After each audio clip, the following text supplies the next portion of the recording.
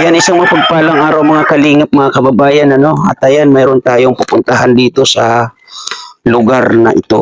Ito ay Barangay San Vicente, no? At ayun nga, papalayo tayo ng papalayo. So, may inilapit sa atin. At yun nga ay pupuntahan natin. At ngayon, kasalukuyan, kasama natin Willie Vlogs, no? At maraming salamat. Unang-unang Kuya Bal Santos Matubang, Athena Vlogs, Kalinga Prab, at salamat po sa lahat, ano. At ayan, medyo pababa na ang ating dadaanan. So, mga kalingap, mga kababayan, tara, samahan nyo kami. Let's go. So, ito na. Ito na ang ating daan. Ano ba to?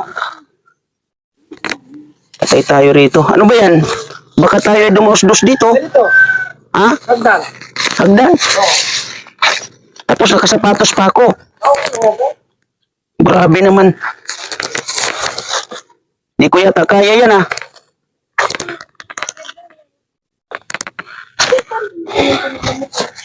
So, Napalitan ko tayo. ha?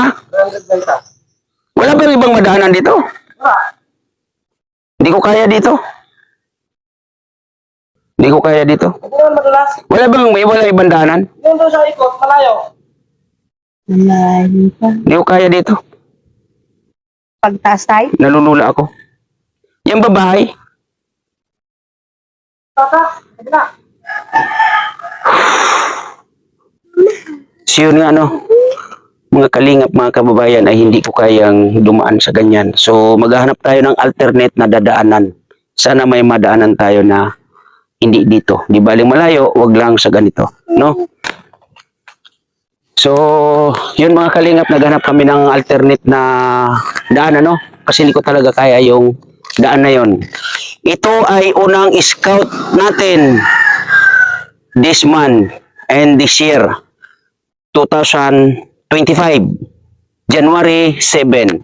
So, yun nga, unang scout ay hindi ko talaga kaya kasi nakatayo po yung hagdan, ano? Kaya naghanap kami ng alternate na dadaanan. Ito daw ay palusong pa rin, pero titingnan natin, sana kayanin na ng inyong lingkod. Kaya tara, samahan nyo kaming muli.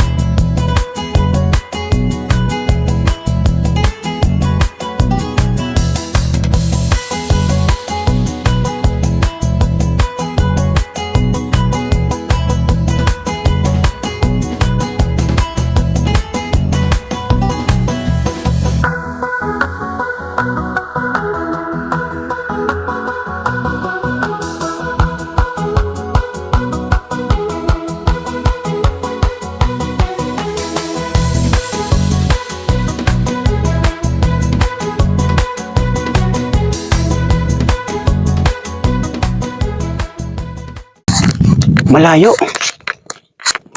Ay! Saan po ang bahayan ko rin? Ito po, kasi nandun po sa daan. Antolin. Specialist? So, saan po ang bahay niya? Saan siya? Nandun po sa daan. Diyan. Opo. So, anong ginagawa niya doon, kuya? Nagkikain. Kikipagkwentuhan. Nakikipagkwentuhan.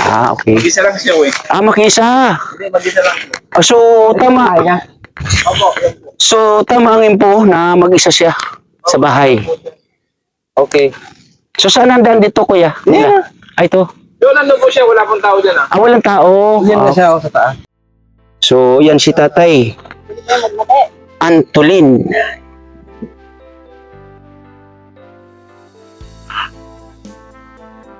Kuya Willie.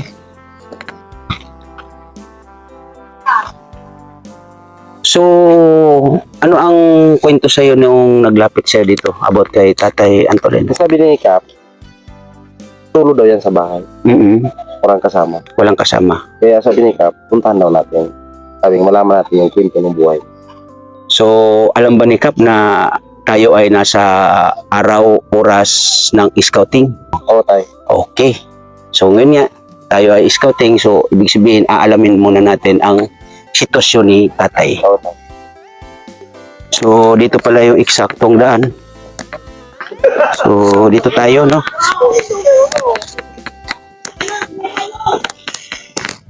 Hello po, tatay. Lagot. Ay, kuya. Malayan. Ano mo si tatay? Dito ko po. Ah, tito mo. Opo. So, dito rin ang bahay ninyo? Hindi po, nandun po sa... Doon po, sa Kabiguan Pilar. Ah, malayo. Oh, okay.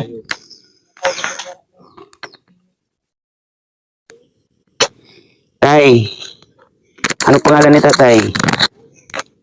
Ano po pangalan ninyo? Antolin Mercedes.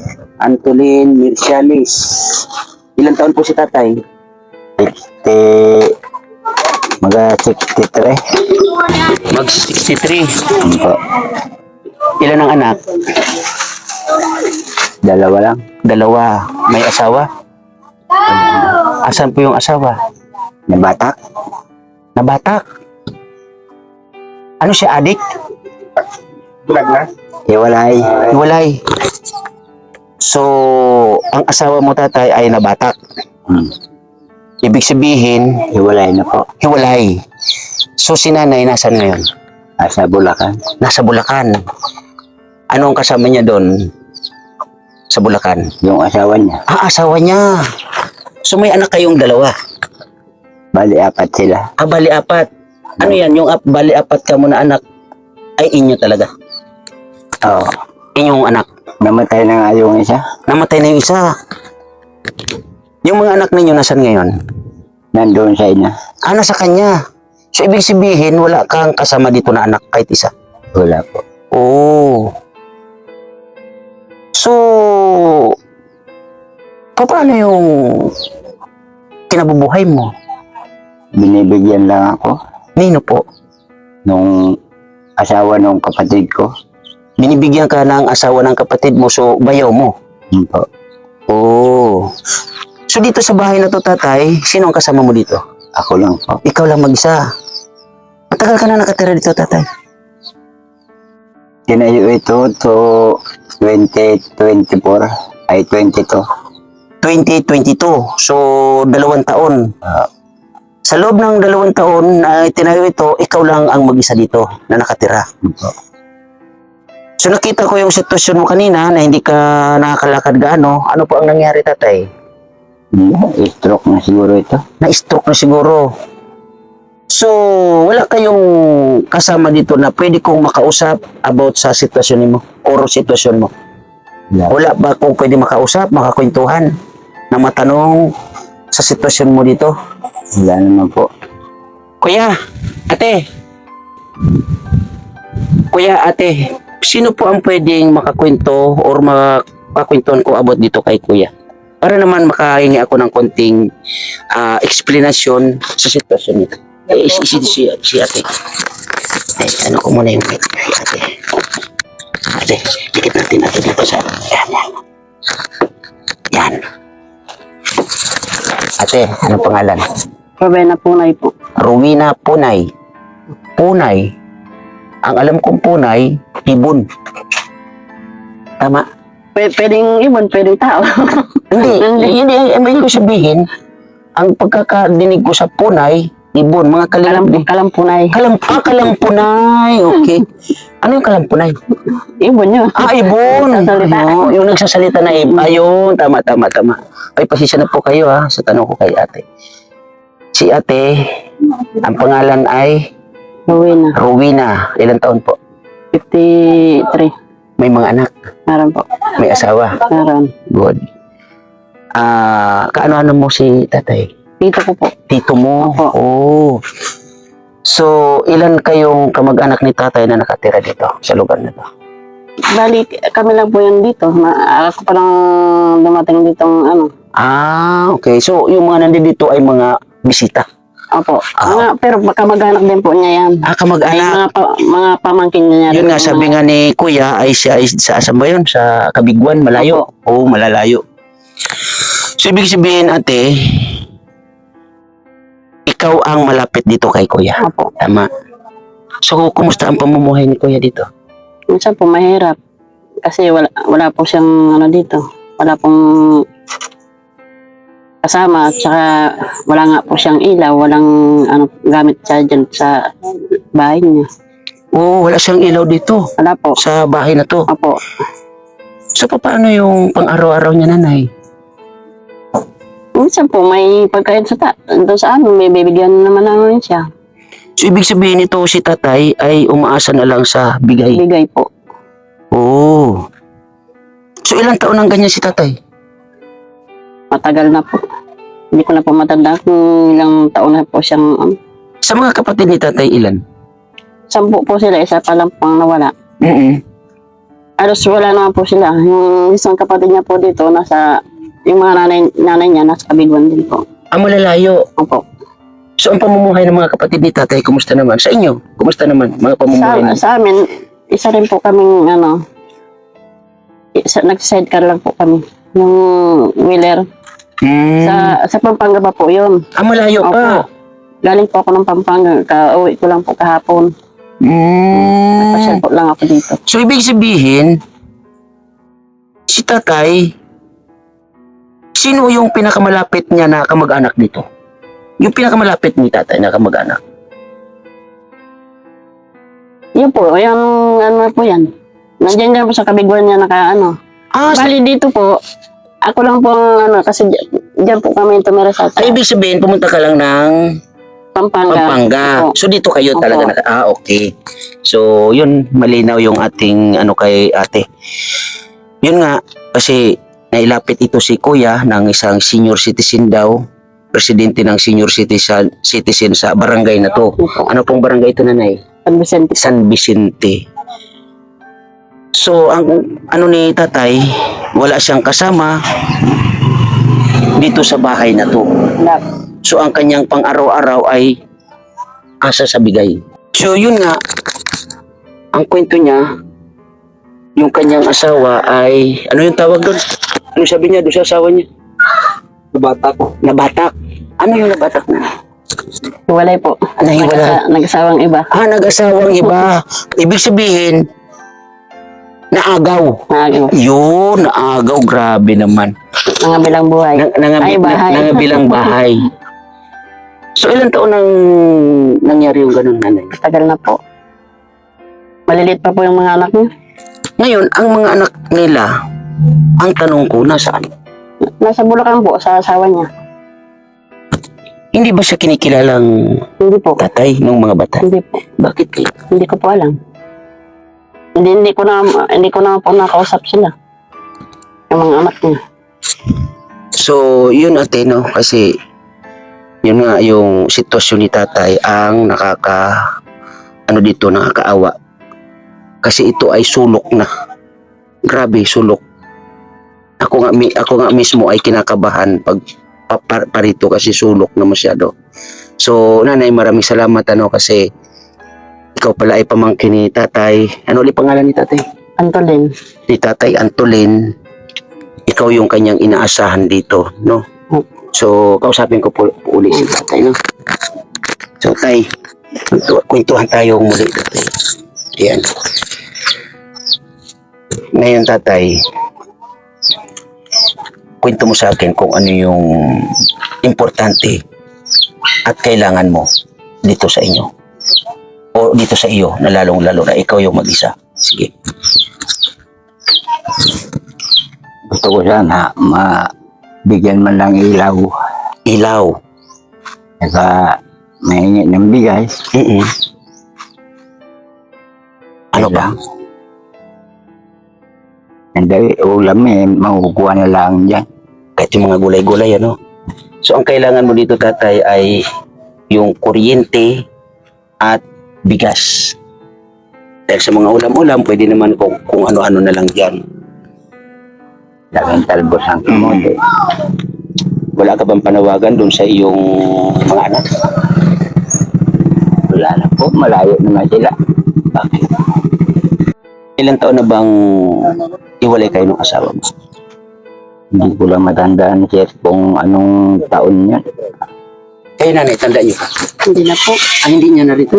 Matagal na po kasi Umalis po siya dito. Mga maliit pa po yung mga anak niya. So, nung umalis siya dito, kasama yung mga bata? Opo. Oo. Grabe, no? Mga ano pa po yun, mga 5 taon na tayong bunso niya. Nung umalis dito. Opo. Pero sa ngayon, sa palagay niyo, mga ilan ang edad? Mga nasa 15 kaya? Or Ano siguro?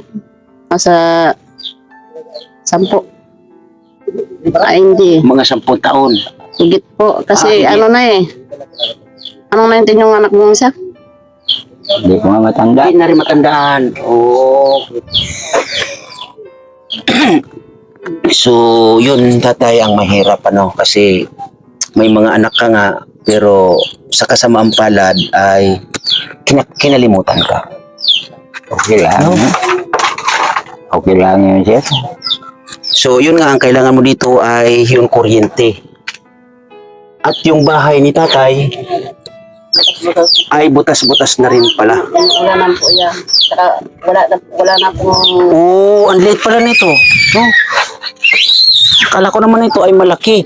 Higaan lang po yan. So, higaan lang pala. Grabe, ang liit pala ng kubo ni tatay. Diyan banig, mailing.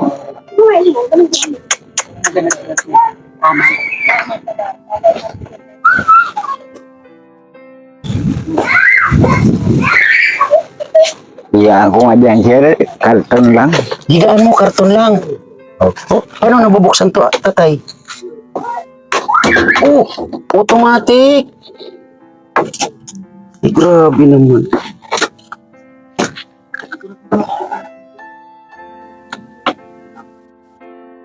Grabe naman ang higaan dito ni tatay, oh. Wala man pambiling banig.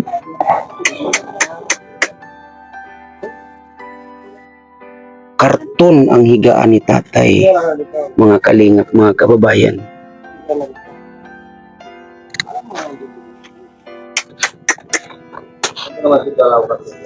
So, ang pagsaya mo dito, tatay, dito, Saka o, baga maka-request pa ang gasol. maka-request din ang gasol. So, Opo. yung gasol, tatay, kung sakasakali, ay kaya mong mag-operate noon. Opo.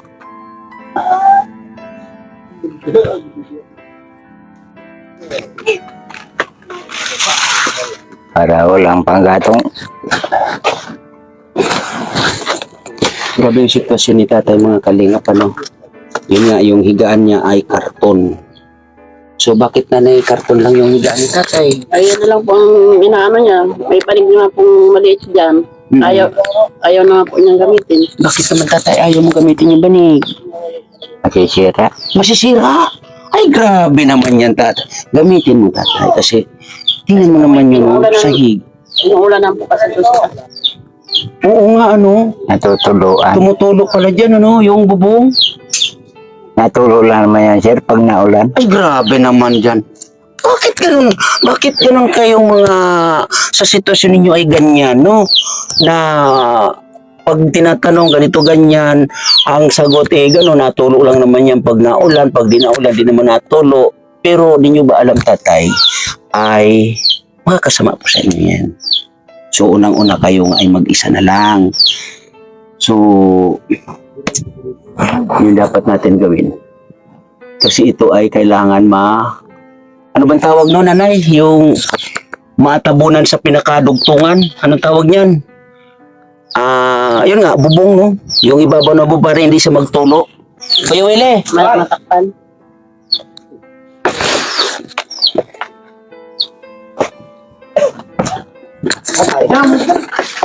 tingnan mo naman yung sitwasyon ni tatay dito. Ano nangyari? Tingnan mo naman yung bubong. Ano kayo? Oh, Gagawin natin. grabe naman yan.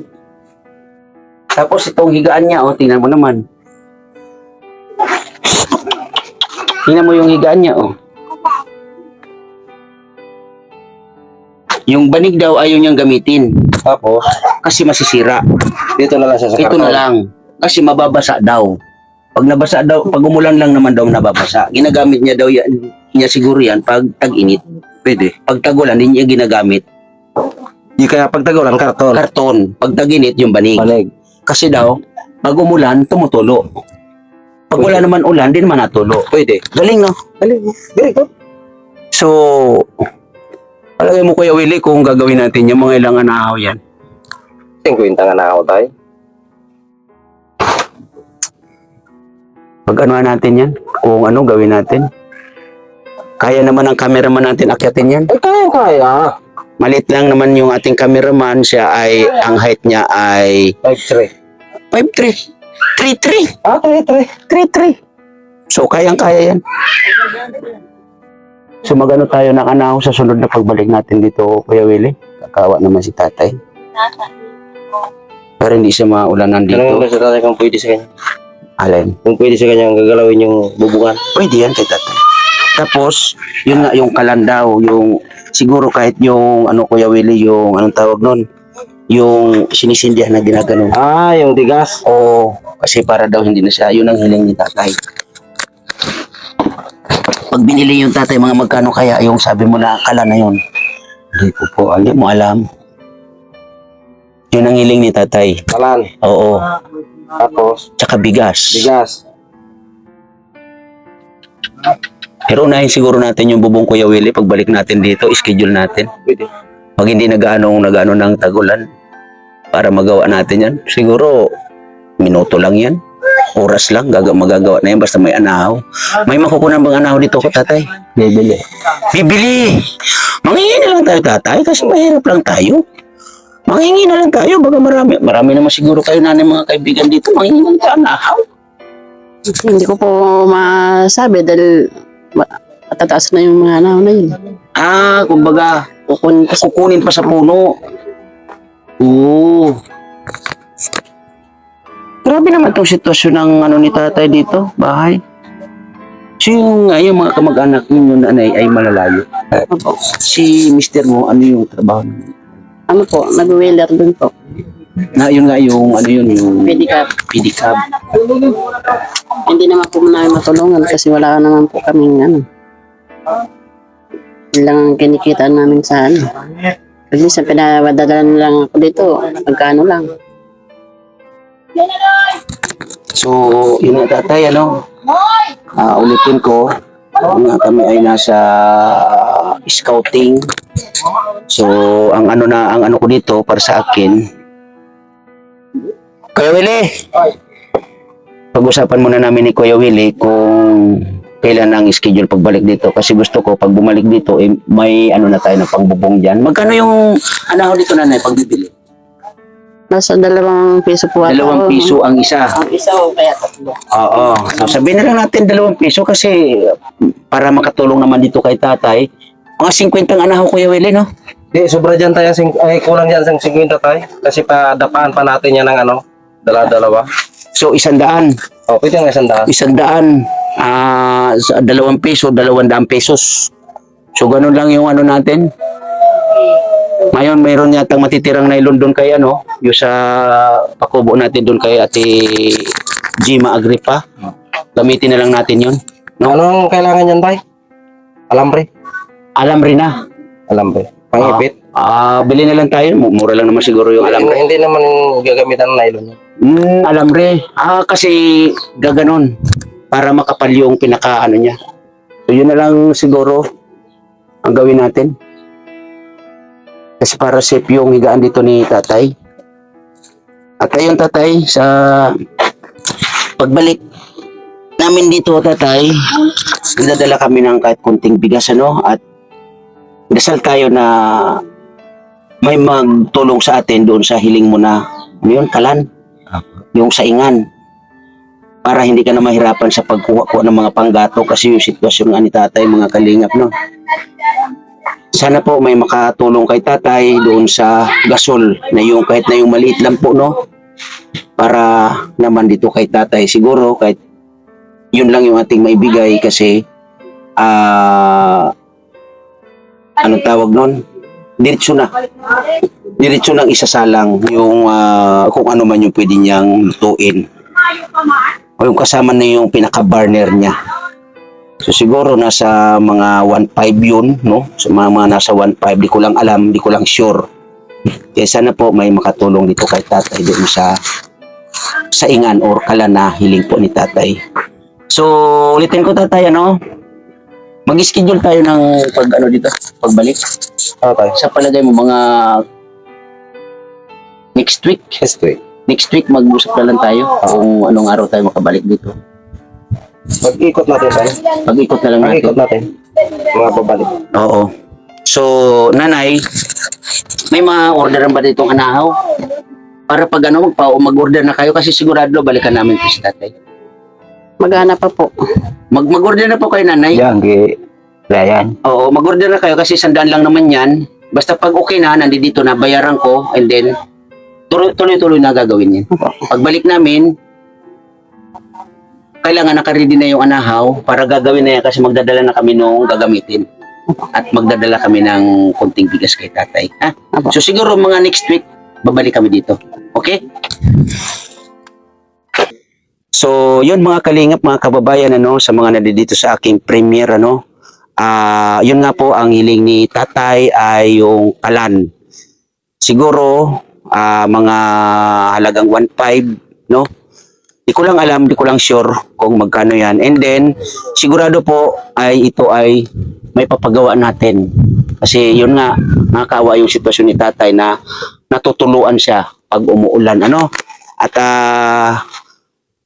yun yung ating gagawin. Pero yung sakalan po ay hindi po ako sure doon, ano? Kaya mga kalingap, nandito po ang inyong lingkod, lumalapit po sa inyo, no? Na sana may bigay natin kay tatay yung kanyang hiling, no? At ulitin ko sa mga nandito sa aking premiere, maraming thank you po sa inyong lahat, ano? Maraming salamat sa lahat, ano? Miss Kisnel Channel, Ma'am Jenis Tordiban, Ate Sally Naigan, Ma'am Marites Omblas, Ate Bimix, Ma'am Lani Wonder Woman, Miss Maricel Mostera, Kumari Official, I Love Chow Chow. At salamat din sa mga tumutulong sa ating YouTube channel para kahit paano magkaroon tayo ng revenue, no? Maraming salamat po sa inyo, hindi ko na po kayo maisesa, no? At lalong-lalo na sa Team Kuroda, maraming salamat po sa inyong lahat. Lalo na kay Ate Ana Kuroda, maraming thank you po, no? Sa mga iba't ibang team, maraming salamat po sa lahat. Thank you and bye-bye.